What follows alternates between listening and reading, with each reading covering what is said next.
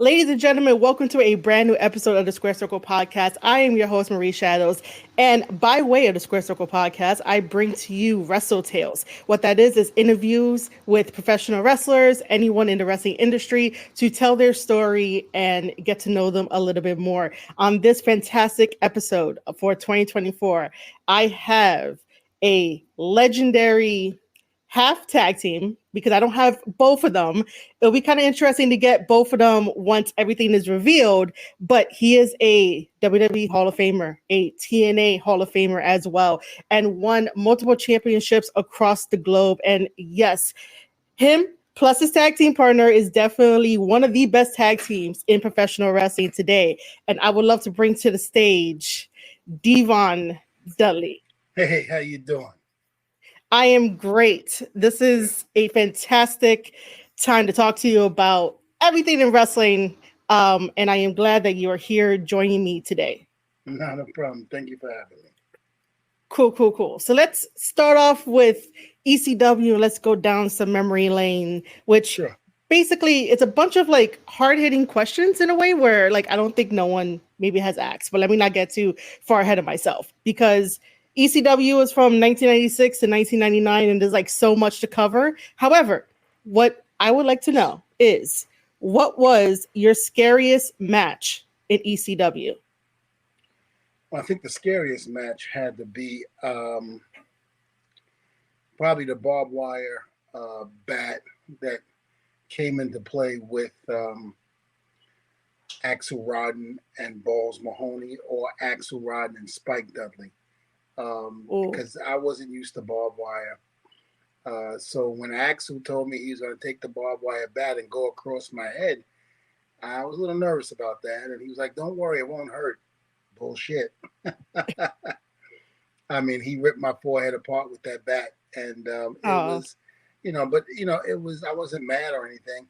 To me, it was part of the business. It gave me a reason to react to what he was doing. As sick as that might sound, it's the truth. Mm-hmm. When we got in the back, I wasn't mad or angry or anything like that. My forehead was gashed open, but other than that, it didn't bother me as much as I thought it would have. That's very, very interesting because you would think that if someone tells you, "Oh, it's not going to hurt," and then it's like, "Damn, that hurt!" Like, what the hell, you know?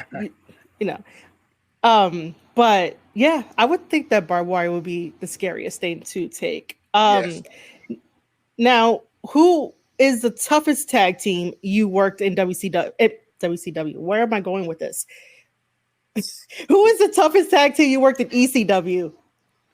It would have to be Masato Tanaka and Balls Mahoney. You could hit those guys with everything, including the kitchen sink, and they were coming back.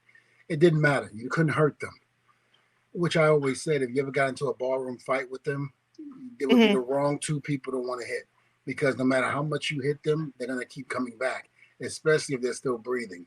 So I would say probably in ECW, those were the hardest people to actually get in the ring with, and to basically know that it was going to be a long night because you were in for a fight. Man. So then, since we're talking about the toughest, who was the most fun tag team to work with? I think BWO, Stevie Richards, Blue Meanie, and Nova. They were very comical. They really enjoyed what they did in terms of making spoof of the top tag teams of that era. It was really cool. Believe it or not, the Gangsters were fun. Although New Jack came off as, very mad and sadistic and everything else, they were fun to work with. They understood, not everything has to be so serious, but yet you can add a little bit of comedy in what we were doing. New Jack had a infatuation, I would say, with spreading my leg, putting something in between my legs, spreading my legs, and taking some type of pipe and freaking ramming it, on my balls, and seeing me hop around like a fish out of water. He actually liked that. He would always crack up every time I did that. So I was basically trying to make him laugh at any, given point in time in those matches. But at the same token, I was screaming too. Yeah, I would think so. Did you ever wanted to join the BWO? No, No. no, I wasn't a comedy guy. I wasn't somebody that would consider. Yeah. We were serious, so Yeah. that type of stuff was never in my repertoire. Um. So I always wonder because I know that ECW had like a handful of ladies that would either accompany you or they'll get into fights and stuff like that. Did ECW ever talk about having like their own women's division plus like a women's ECW title? Not that I heard of. If they did, I mean, I don't think we had enough women in Uh-huh. ECW to do that. You had Francine, Beulah McGillicuddy, Dawn Marie, Kimono Wanalea. Tammy Sitch came in every so often. And there was Okay. two other girls too, but they weren't wrestlers. I forget their names, but they weren't wrestlers. So again, you're talking about maybe 7 girls out of the most. There was really nothing you could do. I don't think Paulie was concentrating on a hardcore division of women. Hmm. Back then, that was just unheard of. If you were going to do something where you were going to add women to ECW, unfortunately, it would have been a lot of sex that would have been involved because that's what it was during that time and that era. Women weren't looked at as being athletes like they are now. Hmm. You didn't have Bianca Belair, you didn't have Charlotte, you didn't have Jay, you didn't have Becky, you didn't have girls like that back then. Everybody had big boobs, big asses, and they flaunted it. And that's what the guys back then wanted to see. So the era has changed. So back then, I don't think a women's hardcore division would have worked. Not to mention, back then, you didn't have too many women that wanted to scar up their pretty faces. Yeah, yeah, that's true too. Um, and then who in current day wrestling would have been a good fit for ECW if ECW was probably still around or, back then before it collapsed? I think the Bloodline definitely would have been great back then. I would love to have seen them. Um, I tell Montez and Ford, I tell them all the time, I said, man, you guys would have been great in ECW. We would have had a blast with you guys. I think they would definitely, because I mean, Montez is just truly an athlete. Yeah. Dawkins is just a powerhouse. I think both of them combined, I think they definitely, as long as they would have stayed with us and went with nobody else, they would Hmm. have been fine. We would have took care of them. But these other guys would have probably tried to kill them with baseball bats and, tables and all of that. And, the Dudleys could wrestle. They Yeah. didn't have to use all of that. Not saying that everybody, couldn't wrestle, but the tag teams during that time, it was just crazy. It was it was chaotic. Everything barbed wire bats, flaming tables with thumbtacks. I mean, you name it. Hmm. That's what they were doing back then. So, those guys I definitely feel would have been great back then. Man, who else during this era? And again, you got to think of their bodies. Who Yeah. nowadays would be able to take a punishment the way we did back then, the type of punishment that we took. So, but not too many of these guys. Like I believe Jeff and Matt would have did really well, the Hardy Boys. Hmm. I think Jeff, with his crazy self, would have been willing to jump off of any balcony that was even taller and bigger than New Jack's balconies. So I think the Hardys would have definitely did great in ECW. Um, you know, I don't know too many others. I would have loved to have seen the Briscoes, you know, Oh. um, in ECW. I think they would have been a perfect fit. With all due respect to, one of them passing away, Hmm. but still, I think back then, if they were, they were born at the wrong time, so to speak, because they were too young to be in ECW at the time when we were down there doing our thing. But I think they would have been a great fit, a really, really great fit. You also have like Kevin Owens too, and whoever you pair him with, because Kevin seems to like always put himself through like tables and then like get up like nothing. It's like he could walk it off. Yeah, but I don't know if Kevin would have wanted to get hit with a baseball bat or a cheese grater going across his forehead. That's true. That's true.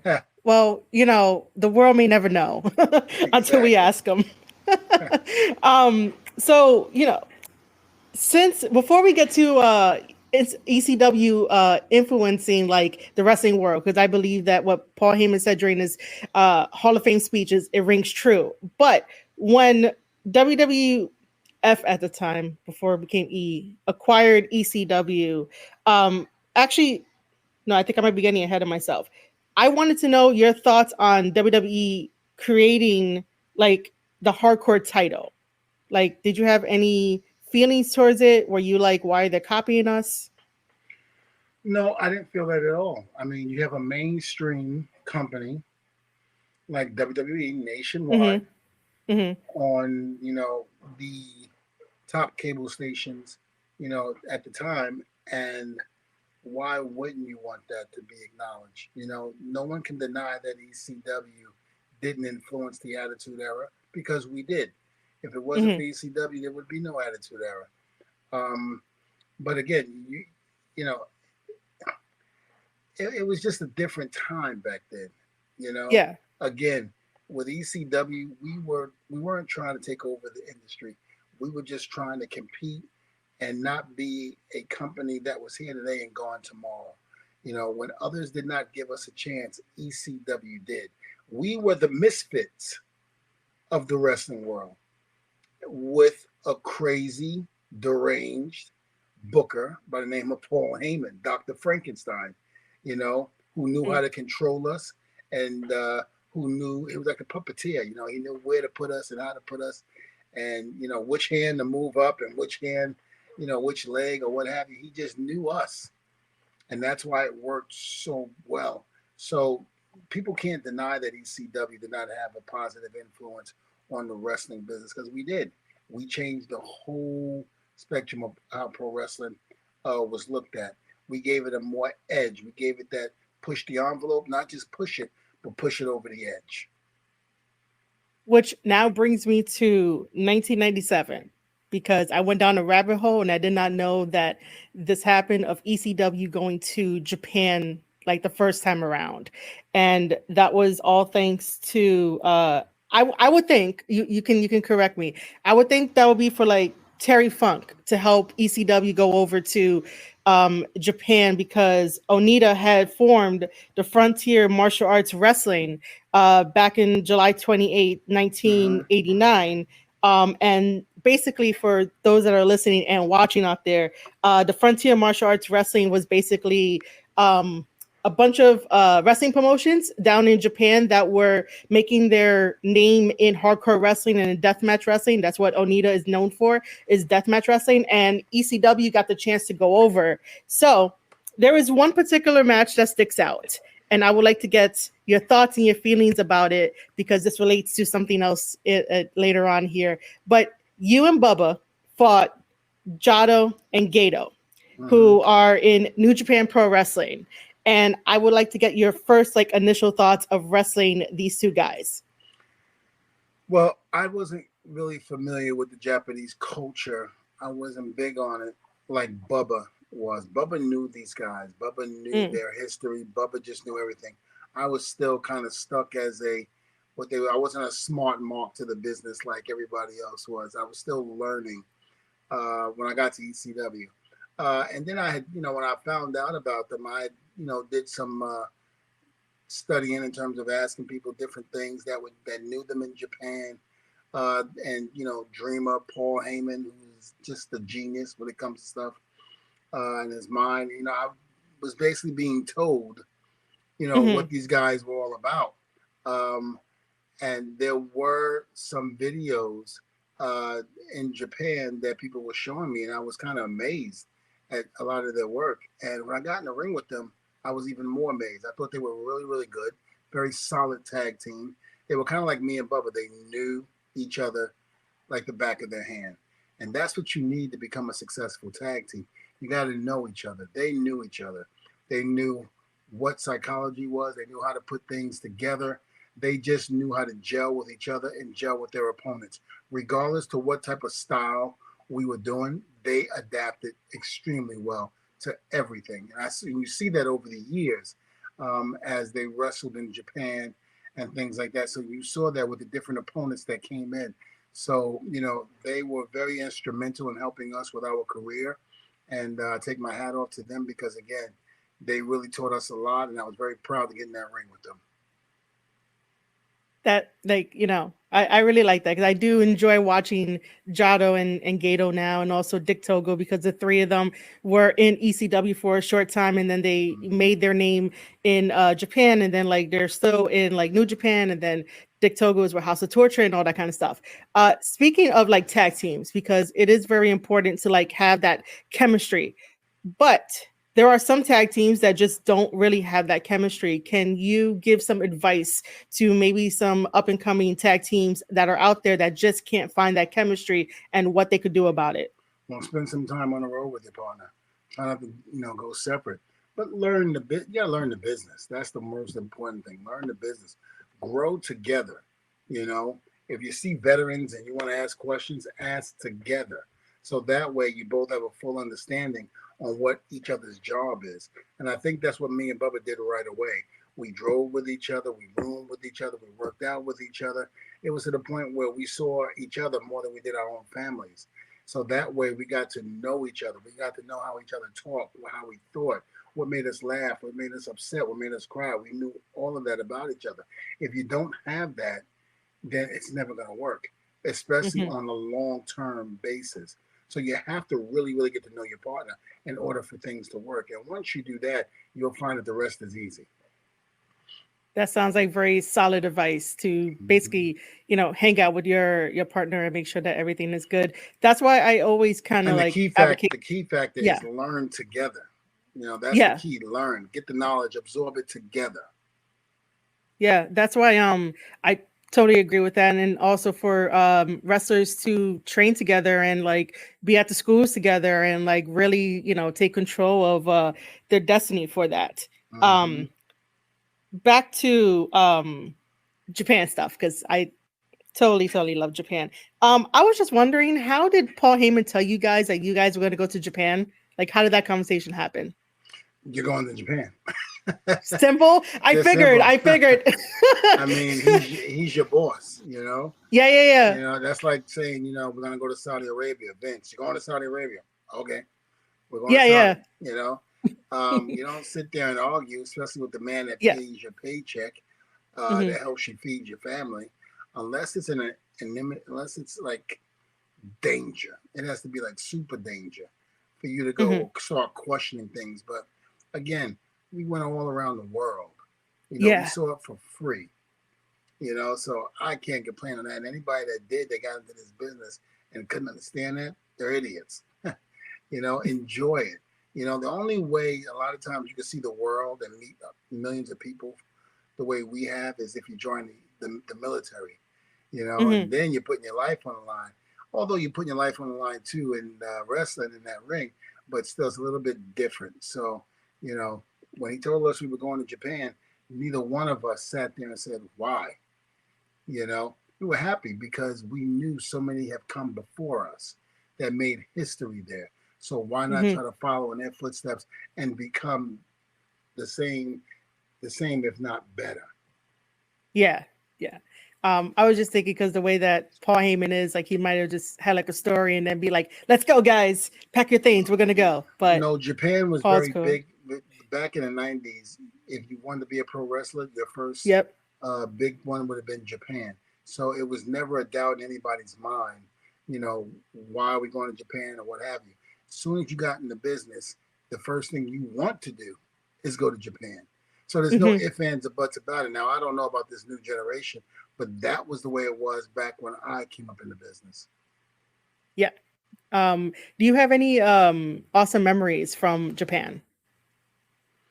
I mean, besides the food, there was a place called the Train Bar we used to go to. It was right near Hard Rock Cafe. I used to live at Hard Rock Cafe. I didn't like a lot of the food when I first got there, so I just ate the American style food, which was Hard Rock Cafe. Every once in a while, I would indulge in McDonald's, but I lived at Hard Rock Cafe. Really enjoyed myself over there. After about the first 2 or 3 tours, I wind up loving Japan. Never wanted to leave.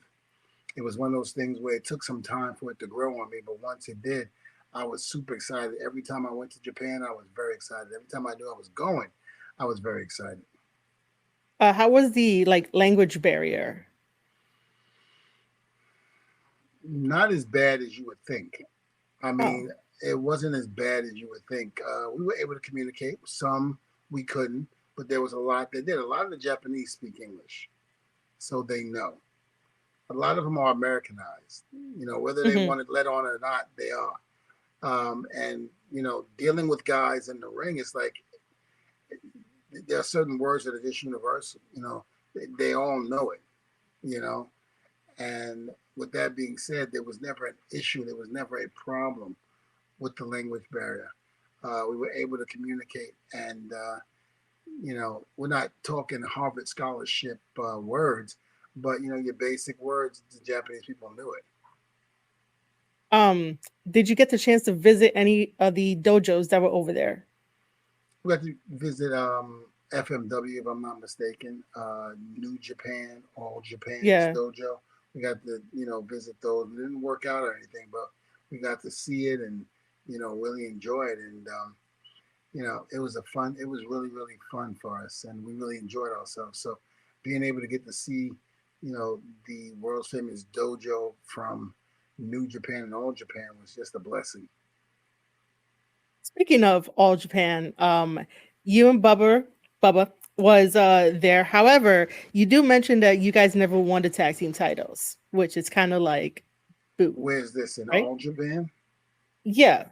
Yeah, we Or never did I get that we wrong? won. No, we won the tournament. Oh, We won the tournament with the big money and the big trophies like yeah. the Road Warriors did. But we left before I believe we had a chance to work a wrestle for the titles. Ah, okay. See, So I yeah, was we working. left. Yeah. Yeah, we left All Japan and then went to New Japan. So you Yeah. know, we went back and forth for a little bit. Then we just stayed in New Japan, and I think the Yep. bookers out there knew that, so they were a little scared on putting the titles on us because if we're not going to stay, why do it? That's true. That is true. And I see that a lot sometimes with like New Japan's booking, even though like I Mm-hmm. adore New Japan and stuff. But I get that. Like, you know, if you guys are not gonna stay, then like what's the point and whatnot? So you have to like work that out and negotiate it. It's because I mean, I was going to talk about the tournament because the type of tournaments that like All Japan does and like New Japan does is basically the point system. And I would like to get your thoughts on like, was it a very grueling kind of tournament for you guys that you were new towards? No, it wasn't grueling at all. I mean, Bubba and I were young. Uh-huh. We were able to adapt to anything. We were able to do anything. So it wasn't grueling. It didn't bother us at all. Um, we went in there. We just had a lot of fun. That's all we did. We had a lot of fun. So it was a really good times. So, you know, again, anytime we heard we were in a tournament, we were excited. You Hmm. know, we weren't, oh man, this is not good. No, we were excited. We were happy for that. Because you guys were in block B for the tournament over in All Japan, and you guys like won 8 points, like just Mm-hmm. sweep the competition, which I was like, of course it's the Dudley boys, of course they're gonna sweep the competition. And then in the finals you guys ended up facing Akibono and Muto. What were your first impressions of that, and how did that feel and go about? Well, it was that Akibono's a big man. You know, God rest his soul, but he was huge. You know, so to be able to get in the ring with a giant like that, you know, I remember Bubba goes, listen, if you're on the ground and you see him hit those ropes and start coming back at you, move, run. Don't lay down, just move. He was like, it's not going to be pretty if he splashes you, trust me. And he did. He got me once. Uh, um, And then, yeah, you mentioned that you guys won, and you got the big trophy and everything. Did they only gave you guys one trophy? Yes. Who has it? You or Bubba? Mm, neither one. What? Neither one. We weren't allowed to bring them home. They kept them as props. Oh, I thought we were going to be able to bring them home, but I was very disappointed to not be able to bring them home because I really wanted to put it in my trophy case, but Oh man. I got pictures, so what I can do is blow them up and put them in my game room upstairs, and that's my way of saying, "Hey, I got these titles." Yeah. Oh man, that sucks. I would, man. All right. I also found out that D'Lo Brown and Bull Buchanan was also in this tournament. And I just want to know, like, when you guys saw D'Lo, I would think that, well, was this wasn't like the first time you're meeting D'Lo, right? No, was not the first Okay. time. So when you saw him, were you guys like, "Hey, it's you. You know what you're doing here," kind of thing? No, I mean we knew he was there. I mean, Okay. when somebody from a major company like WWE goes to Japan because it's all over. People talk about Hmm. it. So it wasn't like we didn't know. We knew he was there. And, Hmm. some of the powers to be that we were in contact with was telling us that, he was excited for us coming down and being able to work there. It was like old times again. Well, that's really cool for me to find out that you guys fought D'Lo and Bull Buchanan because I like D'Lo as well. So that was a very good thing for me to find out, because it just like brings me joy to know that, like, the best of the best. Like, if you really want to prove yourself in this business, like, you do go to Japan. You really do. Um, Absolutely. yeah. So moving to New Japan Pro Wrestling. Um, did you guys have any like struggle with New Japan, or New Japan was just like, come on in, here's our tag division. This is what we have planned for you. No, we had no problems. Anywhere Bubba and I went, we had no problems.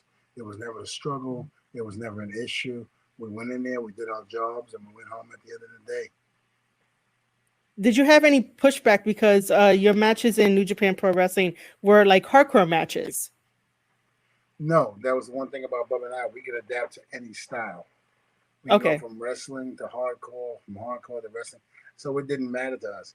We went to ECW. We went to ECW. We learned something. We learned how to be hardcore there. Went to WWE. We learned how to work as wrestlers there. We go to Japan, somewhat hardcore style, but then right back to learning how to wrestle again. So we didn't have an issue with that at all.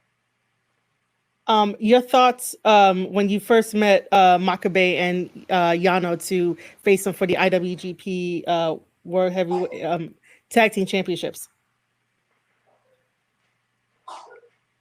I remember Uh um, huh. that match, but not too much. I mean, again, we did a lot of stuff in Japan. We Yeah. wrestled a lot of big names. Do I know the match off the top of my head? Not really. There's a lot of matches I don't remember. We've had over thousands of matches. I would say maybe about two, maybe three. I could be exaggerating in terms of 3,000 matches. So to remember each and every one of them was very hard. I do know that I do remember, one thing I do remember, they were a solid team. Yeah. I Okay. do remember they were a solid team. We had no issues. We had nothing. We went out there. I know we had I know one of the matches was really, really good because Tiger, the referee, came to us and was telling Hmm. us, "You guys had a great match, man. Loved it. Loved it." The office was very happy, and you guys are doing great. You guys are gonna be here for a long time. And we were there up until TNA messed that up. Yeah. Um. Yeah. Which is quite interesting. Like, TNA was kind of weird back then between, like, with their little mini partnership with New Mm-hmm. Japan, but it worked out. So winning the IWGP titles, what does that mean for you? It means a lot. So many guys have won that, before. As Doc and Gordy, the Hmm. Road Warriors, Stan Hansen, and whoever he was tagging at the time. It's a lot of history behind that. So, and for us to come in there and to take those titles and then bring them back to the U.S. and defend them in TNA, it was great. It means a lot. Japan trusted us to come here and represent the company very well, which is what we did, and we had a great time in doing it. So, you know, kudos to the Dudley boys for going out there and really, really showing the company that trusted us that we can go outside the company and represent them just as well. For people out there that want to like have those really amazing matches, how did you guys plan out the match? That's a better way of saying it. Very carefully. We basically, made sure that A went with B, B went with C, and C went with D. We covered our grounds. It was storytelling, one-on-one with the Japanese people love, and we made sure we hit that. We made sure we let them know within our wrestling and our promos backstage or what have you, exactly what the story was of the match. And in doing that, we told a great story, and yet that's why we got the response that we did every time we went to Japan, because we were able to let the Japanese know how we were doing, what we were doing, and they were investing in us because they believed in the story that we were telling. Um, what kind of other media other than like wrestling do you draw your inspiration from in order to tell those great stories in wrestling? Well, my character comes from Mr. T, Rocky 3, and Samuel L. Jackson from Pulp Fiction, but Rocky 3, uh, all of the Rockies to me are really great stories behind each and every one of them, from one till about the 200th one that they made. Uh, but no, a lot of times um, I would what you call it, I would look at the movie and try to get whatever story of which Rocky I was watching and try to tell that in the match, because Mm. again, people fell in love with Sylvester Stallone Rocky movies, and you always felt charged when you walked out of a Rocky movie, especially if you were Italian, especially from New York. So you always charged. But so we tried to tell those stories every chance we get, not just Rocky stories, but just something that the people can invest and pour their heart in. Speaking of promos, do you have any like concrete must do in your promo to get it over for people No, to love it? no, you just got to be emotional about it. You got to invest, and you have to believe into it. You have to believe in it. It's like being in school. You got to do the who, what, when, how, and why. Hit those figures, and you'll be good. That is perfect for that. Yeah. That is perfect. I just think that sometimes people kind of miss the mark. Speaking of like promos and all that kind of stuff, the transition of the Dudley Boys from ECW to WWE and then to like TNA. Obviously, ECW didn't really have like a structure. You went out there and you were yourself. WWE had that structure for like promos and you got to like remember stuff. And then like TNA was probably maybe like half and half. How well did you adapt between? And if you needed to, was there any difficult in transitioning from all three? No, you have to understand something. Paulie gave you freedom. He gave you Uh huh. freedom to do what you want, invest in your character within reason. And learning promos was probably one of my difficult things when I got to the company.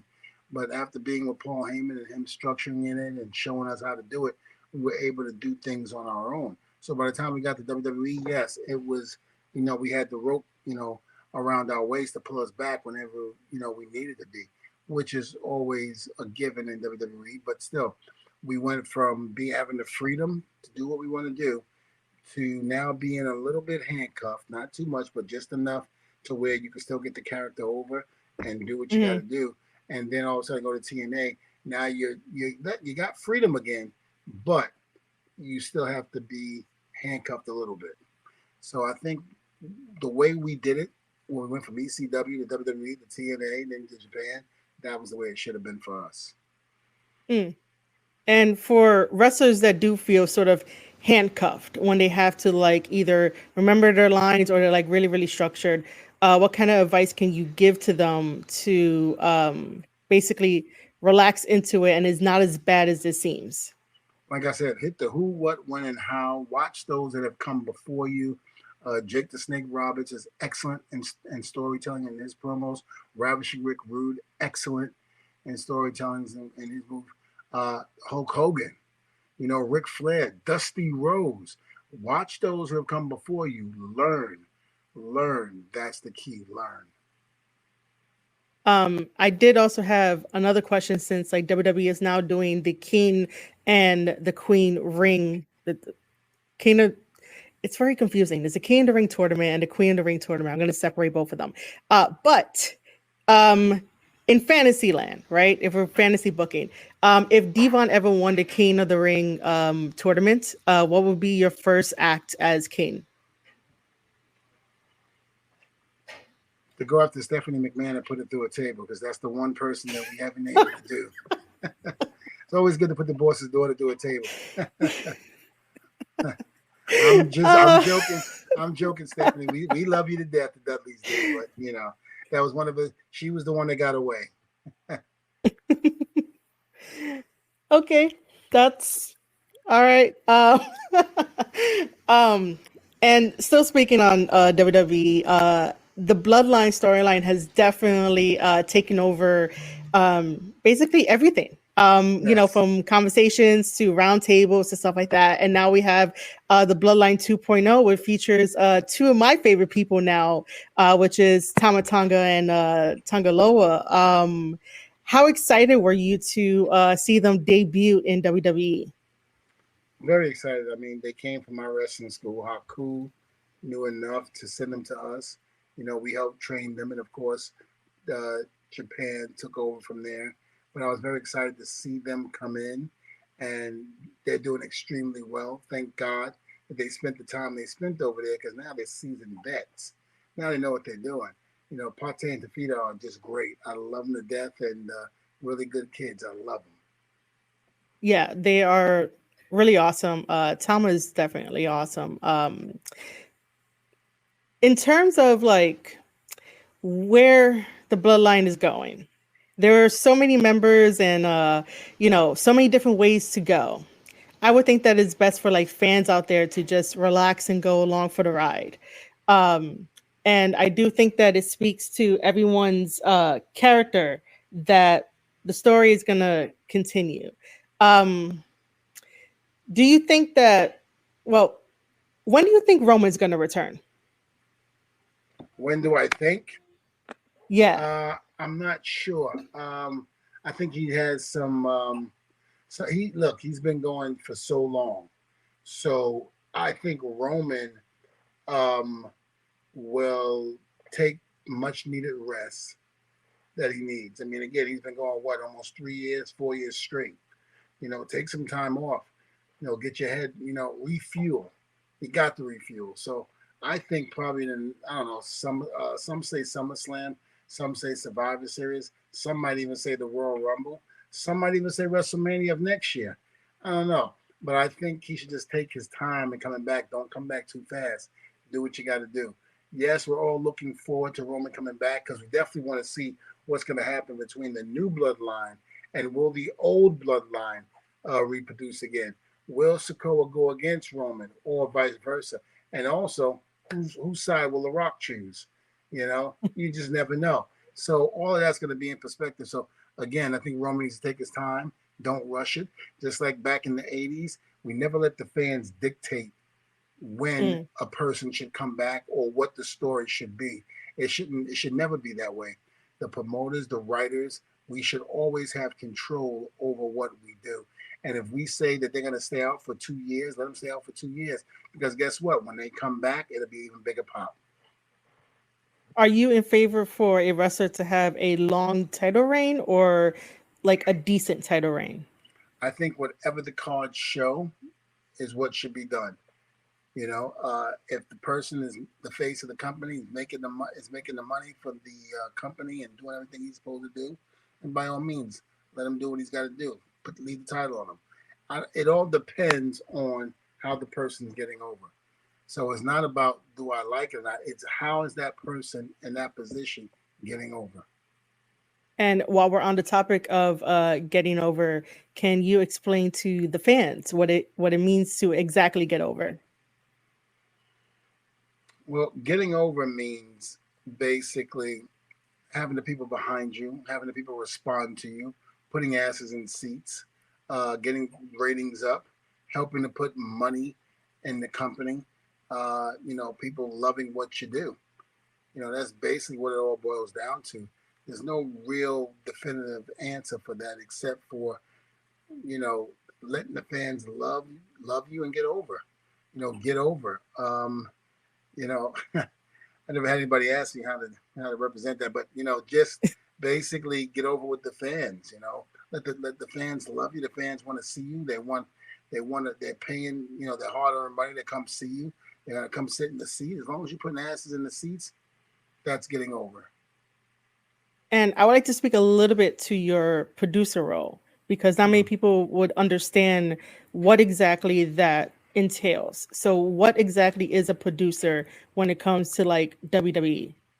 A producer is someone that helps put the match together. Once you get it from the higher up, what you want talent to do, you go to your talent, you work on the match, you let them know what the higher ups want, and you get together and you basically help them put the match together. You make sure placement is right. You make sure the moves that they're doing make sense and everything is good. And that's what you do. You're basically guiding them. You're a legit manager at that point. And a producer is different from the other terms like a booker and a matchmaker, right? A booker is like Vince McMahon. A booker is like Triple H. That's a Uh-huh. booker. A booker is the one that runs the company. A booker that writes the storyline. That's totally different from a producer. Okay. Yeah. And speaking about your wrestling school, which everyone should go to Devon's wrestling school. Thank Um you. um your I just recently watched like, one of your son's matches, TNT, which Mm-hmm. it rolls off the tongue, which I definitely love. And I could definitely see their future. Like I loved watching their match. It was like really, really good. Um, so in your wrestling school, when you have your sons and you have other students, what are the top three things that like you work on during the days that they come in for training? Well, the first thing you're going to work on is cardio. We're going to make Hmm. sure you're in shape. We're going to make sure that you're in shape enough to do what we want you to do in that ring to get better. Then we teach you the basics, and then from the basics, we'll start adding in different moves and things like that. And what we call transitions is, like for instance, whether it's like a hip toss, arm drag, body slam, cover, Hmm. 1, 2, kick out, we have you go through all of those motions, and then add different elements to it to make it. Next thing you know, you're doing a match. So we do it to things like that, and then, we have you, when you're ready and you're able to put a match together, we'll have you put a match together with another student. I'll critique it, and then we'll go from there. Do you also offer like tape study and any type of business learning about the business? We talk about that during school, Hmm. show videos, but the thing about it is you need to do it on your own. That's like asking somebody who wants to become a brain surgeon, are you going to go home and study, or are you waiting for the professor to hold your hand and take you and do that? We want you to go home. We want you to basically go home, study, find the information on your own. That shows me as a trainer that you really want this bad enough, Mm. So there's a lot of elements out there now that we didn't have when I was growing up. We have YouTube, we have, streaming, whatever. We have all of that. So, you know, you can do your homework too. It doesn't necessarily have to be on the coach doing it for you. Show the coach that you're interested, and then we go from there. Would you ever consider taking your school on the road to have like a student showcase in like another state? If the opportunity arises, I mean, if I was able to do that financially, that's a big burden. So, Mm. that's something that I would have to really think about and have the backings to do it. So I have two more questions. One is maybe just off the top of your head. How many tables have you broken throughout your career? I'm gonna put it like this: a very simple question. We put Home Depot in business. There you go. And then the last question that I like to ask to sort of like close this out is in no particular order from 1 through 5. What are your favorite championship belts?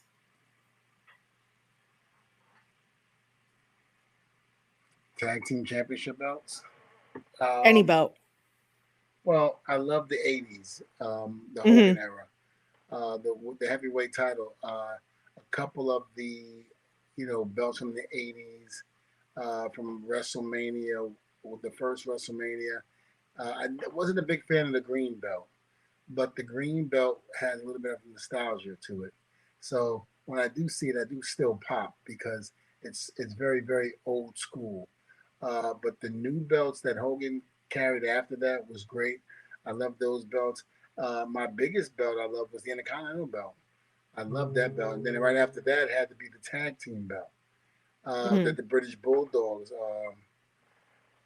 carried for all of those years. That was my biggest thing. So when we got to WWE and me and Bubba won the titles for the first time, I was very happy to be able to have that same championship belt around my waist that so many before me has had.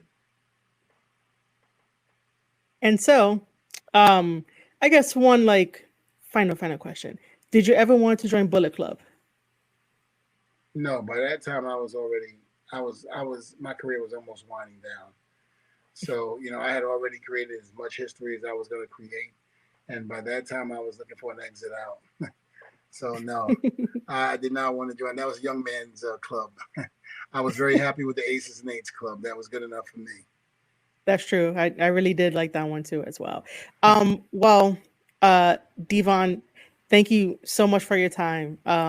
This is basically the first interview to kick off 2024. So you are basically in the first class for 2024 for this. I really highly thank you for your time and allowing me to pick your brain about certain types of things, because I truly do want wrestling to go forward and succeed. And sometimes there's this pushback between the fan online discourse and then wrestlers and whatnot. But I just try my very, very best with what I do to try to push forward and be look at everything else you can learn. But Thank you for your time. Oh, no, thank me. Thank you. I appreciate that. I think this is, no, that's not it. That's not. All right. Plug in your stuff, put yourself over if you want to. Sure. You can catch me on social media at D'Von, Testify D'Von on Instagram, Testify D'Von on Twitter, and of course, DDA Academy in Winter Park, 2720. 2720 Forsyth Road, Winter Park, Florida. Come on down, check us out. We have that on the website as well.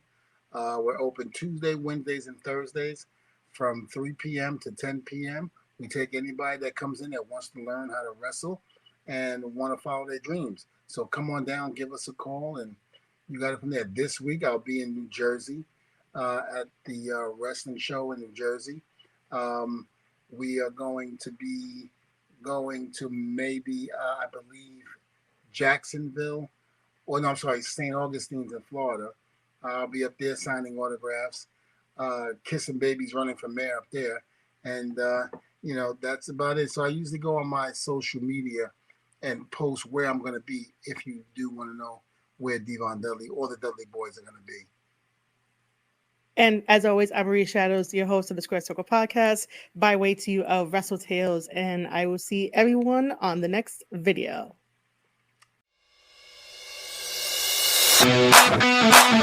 Thank you.